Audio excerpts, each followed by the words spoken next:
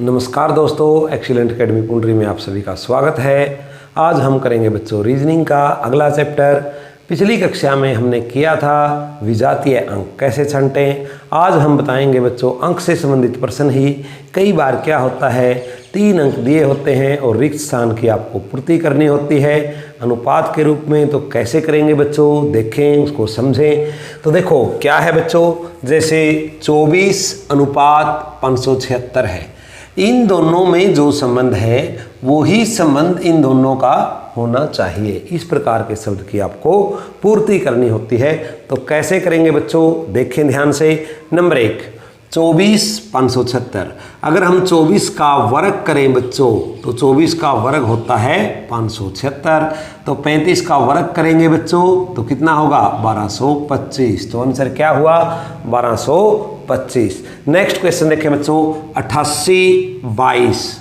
88 और 22 हैं। 88 को अगर हम 4 से डिवाइड करते हैं तो 22 आता है बच्चों। 96 को अगर हम 4 से डिवाइड करते हैं बच्चों, 4 से डिवाइड करेंगे तो 4 दूनी 8, चौक चौकी 16, कितना आएगा बच्चों 24। जी, ये भी आंसर हो सकता है। दूसरा मेथड भी हो सकता है। अगर ऑप्शन में 24 दिया है तो ठीक है बच्चों, अगर नहीं दिया तो दूसरा तरीका भी हो सकता है। क्या 88 और 22 का जो डिफरेंस है बच्चों वो कितने का है, 66 का है। कितने का है बच्चों, 66 का डिफरेंस है दोनों के अंदर। अगर हम यहाँ पर भी 66 का डिफरेंस करें तो भी हमारा आंसर प्राप्त होगा हमें।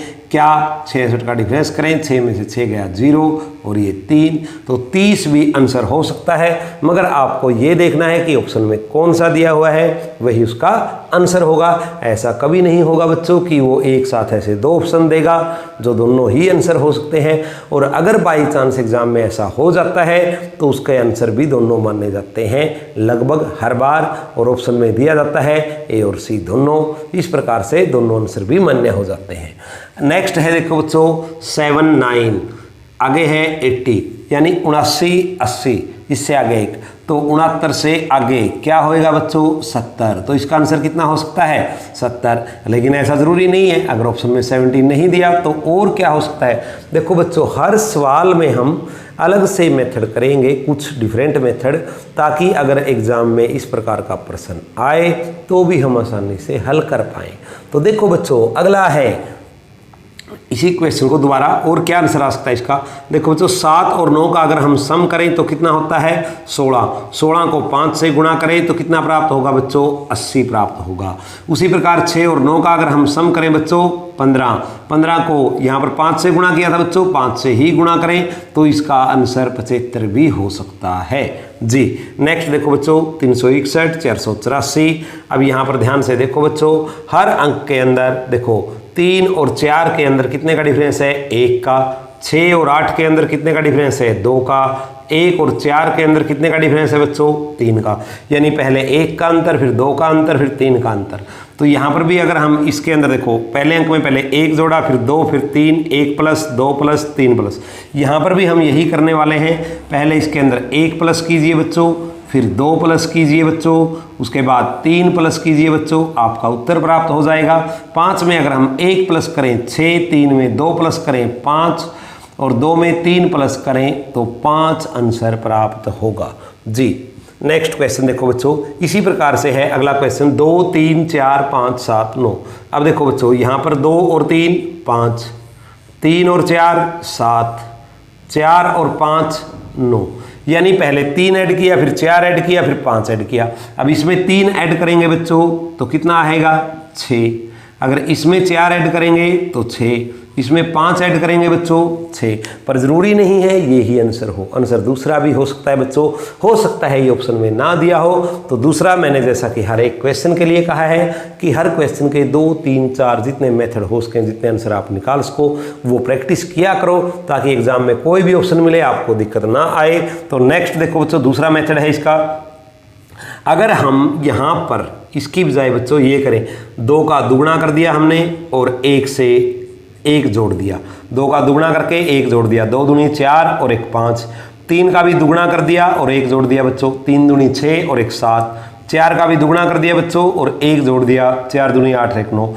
सेम यही प्रक्रिया यहाँ पर करो, हर बार दुगुना करके 1 जोड़ दिया जाए। हर बार 2 गुणा करके 1 जोड़ दो।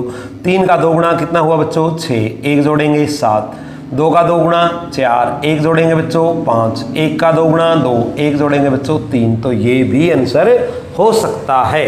जी हाँ, रीजनिंग के देखो एक प्रश्न के बहुत सारे आंसर हो सकते हैं बच्चों आप, लेकिन पेपर में ऑप्शन में एक ही दिया होगा जो किसी एक विधि से हल होता होगा।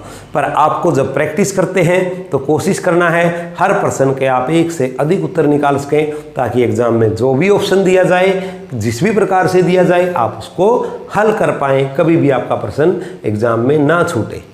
तो देखो नेक्स्ट है बच्चों 219, 291। ऐसे में क्या करना है आपको देखना है बच्चों कि वही अंक सारे के सारे हैं, केवल उनके स्थान बदले हुए हैं। वही अंक ज्यों के त्यों यूज हुए हैं, केवल उनके स्थानों में फेरबदल हुआ है। तो हम यहाँ पर भी ऐसा ही करेंगे बच्चों। देखो कैसे, 2 यों का यों, 2 तो हमने यहाँ पर भी यों का यों लिख दिया बच्चों। देखो यहाँ पर 2 था, 2 को ज्यों का त्यों, और 19 को इन्होंने उल्टा कर दिया, 91 बना दिया। हम यहाँ पर भी क्या करेंगे बच्चों, यहाँ पर हम 4 ज्यों का त्यों लिखेंगे, क्योंकि ये 4 है तो 4 हमने ज्यों का त्यों लिख दिया, और 21 को उल्टा कर दिया बच्चों। तो कितना हुआ 12। क्लियर, 412 आपका आंसर हुआ। ये जरूरी नहीं है, ये भी हो सकता है कि जो इनका डिफरेंस है, यानी कि इसके अंदर 72 ऐड करने पर ये आता है, इसके अंदर भी हम 72 ऐड कर सकते हैं, वो भी आंसर हो सकता है। नेक्स्ट क्वेश्चन देखें बच्चों, 20 190 25, 20 190 है, 20 दाएं 200 माइनस 10, 10 गुणा करके 10 माइनस कर दिया, 25 दाएं 250 माइनस 10, तो कितना आंसर हुआ बच्चों 240। लेकिन ऐसा जरूरी नहीं है, आप ये भी कर सकते हैं, 20 ये संख्या दी गई है, इसमें से 1 कम कर दिया 19 और पीछे 0 लगा दिया, 25 है 1 कम कर दिया 24 और पीछे 0 लगा दिया। यानी एक क्वेश्चन के बहुत सारे मेथड होते हैं, मैं बार बार कहता हूं बच्चों, और इसीलिए आपको ज़्यादा क्वेश्चन की प्रैक्टिस कराने की कोशिश करता हूं, ताकि आपको हर मेथड समझ में आ जाए। अब देखो बच्चों नेक्स्ट क्वेश्चन है 8 20, यानी 8 दूनी 16 प्लस 4, तो 14 दूनी 28 प्लस 4, यानी कि 32 आंसर हो सकता है अगर एग्जाम में दिया है, लेकिन ये जरूरी नहीं है। ये भी हो सकता है उन्होंने 8 को दुगना करके 8 का आधा इसके अंदर ऐड किया हो, ये भी हो सकता है बच्चों। तो यहाँ पर भी हम क्या करेंगे, 14 का दुगना कर दिया, और जो 14 का आधा बनता है बच्चों, यानी 2.5 से गुणा कर दिया इसको, ये भी कह सकते हैं आप। 14 दूनी 28 और 7 ये बच्चों, तो कितना हुआ 35 भी आंसर हो सकता है जी। नेक्स्ट B 16 D पता नहीं, B अल्फ़ाबेट के हिसाब से अगर हम देखें तो कौन सा, दूसरा। B को अगर हम अल्फ़ाबेट के हिसाब से देखें बच्चों ABCD के अंदर, तो कौन सा क्रम होता है इसका 2।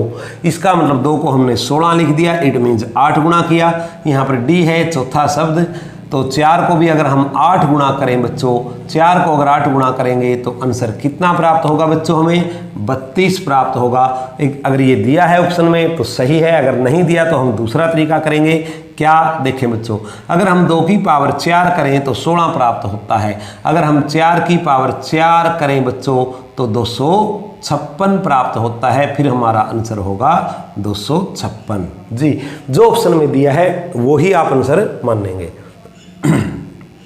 नेक्स्ट 2 32 3। अब देखो बच्चों 2 को 16 गुणा कर दिया, सिंपल है।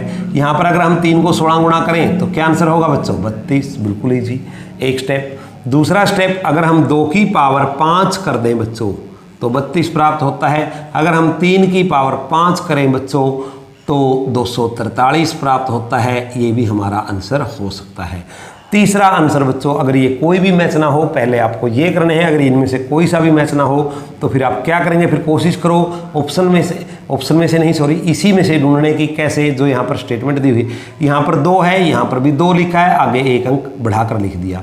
तो आप क्या करेंगे, यहाँ पर 3 है तो यहाँ पर क्या लिख देंगे बच्चों, जो कहते हो 3 लिख देंगे। और यहाँ पर आगे क्या किया था हमने, 1 अंक बढ़ा के लिखा था, तो 3 से 1 अंक बढ़ा के लिख देंगे। 43 भी आंसर हो सकता है। क्लियर जी। नेक्स्ट क्वेश्चन देखिए बच्चों, जब भी इस प्रकार की बड़ी स्टेटमेंट आए, या तो अंकों को ज्यों का त्यों लिखा होता है, केवल उनके स्थान बदल दिए जाते हैं, उनके क्रम बदल दिए जाते हैं, वही ज्यों के त्यों अंक यूज होते हैं, या अंकों का योग इक्वल होता है दोनों साइड का।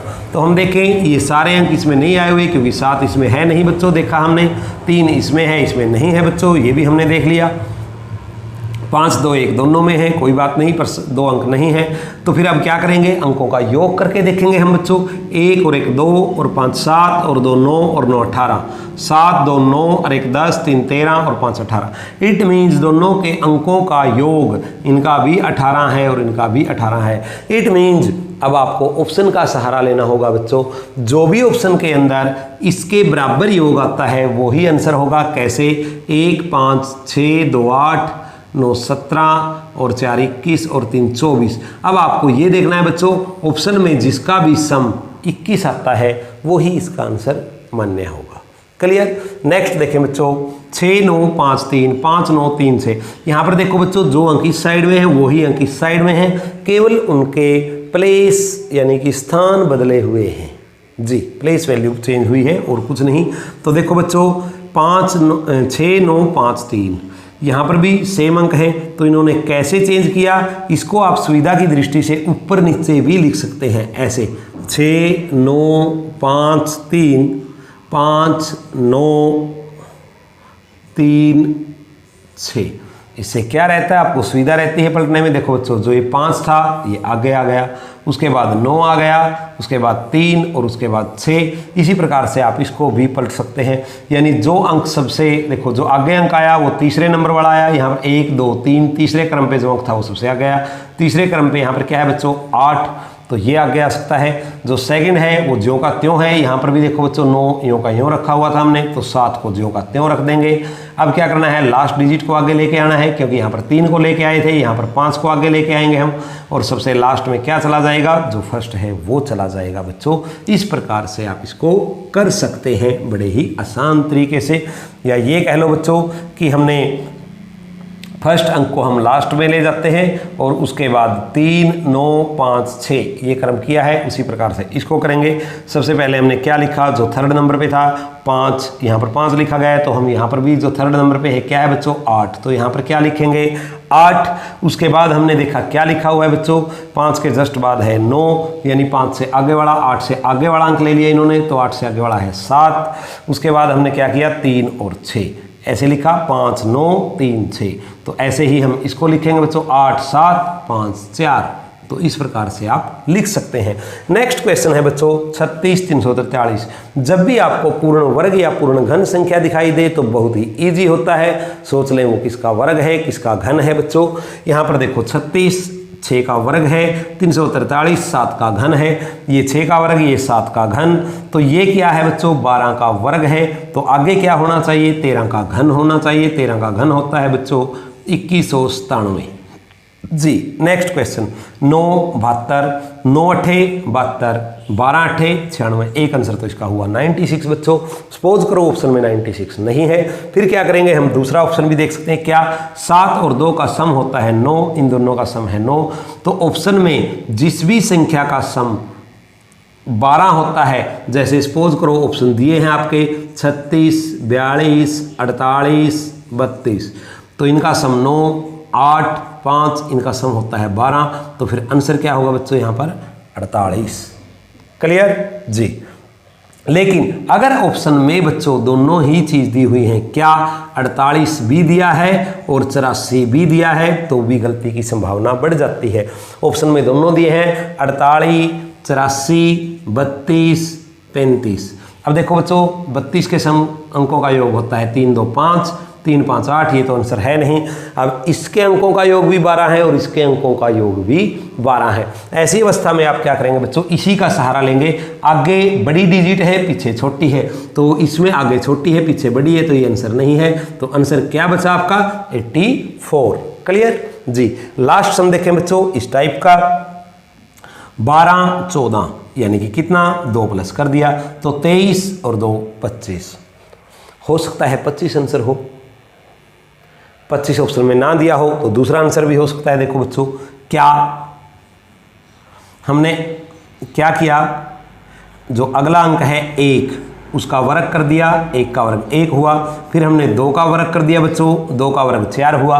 यहाँ पर हम 2 का वर्ग करेंगे बच्चों तो कितना होगा 4, और 3 का वर्ग करेंगे 9, तो आंसर 49 भी हो सकता है। तो ये थी बच्चों आज की कक्षा रिक्त स्थान कैसे भरें। उम्मीद करता हूँ आपको समझ में आया होगा।